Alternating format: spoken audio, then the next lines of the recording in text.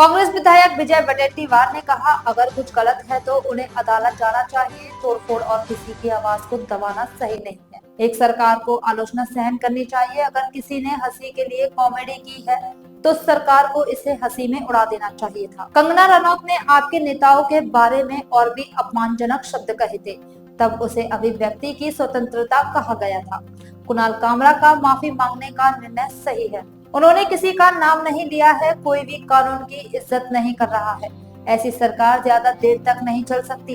एक ना एक दिन लोग गुस्से में आएंगे और सरकार को इसका भुगतान करना पड़ेगा। गलत है तो कोर्ट में जाए, कोर्ट से कुछ निर्णय आता है तो वो कार्रवाई होनी चाहिए। किसी का तोड़फोड़ करना, किसी की जुबान बंद करना, ये उचित नहीं है। किसी को जुबान को आप बंद नहीं रख सकते। सरकार है तो सरकार के टीका भी सहन करने की उसमें शक्ति होनी चाहिए। अगर कोई करता है तो वो हंसने के लिए, हंसाने के लिए अगर कॉमेडी किया है तो सरकार ने हंस के टाल देना चाहिए था। सर अब एक बात कि वो कंगना जी ने हमारे नेताओं के बारे में बहुत किससे भी गलीच बात की, तब उसको अभिव्यक्ति स्वतंत्र कहा गया। यही सरकार ने, महाराष्ट्र की सरकार कुणाल कामरान ने सोशल मीडिया पर पोस्ट किया और कहा कि अजित पवार ने भी इस तरह की टिप्पणी की थी। मैंने नया क्या कहा है? नहीं तो वही हमने यही कह रहे कि अजित पवार ने, दादा ने क्या कहा ये मैंने सुना नहीं।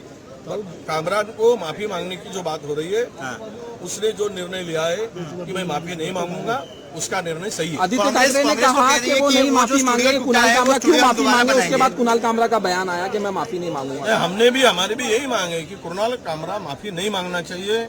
अगर उसको कोर्ट में जाना, जिसको जाना चाहिए, वो अगर उसने किसी का नाम नहीं लिया है, किसी के नाम का उल्लेख करके उसने कुछ ऐसे कमेंट्स नहीं किए, और ये मैं बोलता हूँ, मैंने उसके सब देखा हूँ, सुना हूँ, तो इस बारे में कुणाल कामरा की भूमिका को हम पार्टी में एनसीपी की तरह, अब शिवसेना की तरह एनसीपी भी धमकी दे रहा है कि जिस तरह से शिवसैनिकों ने जवाब दिया, अब अजित पवार का नाम लेंगे तो हम भी जवाब देंगे। मतलब कानून यहाँ पर है कि बस मारपीट ही एक नहीं, ये तो उसका स्टूडियो तोड़कर हम लोग कानून का मानते नहीं, कानून के ऊपर है।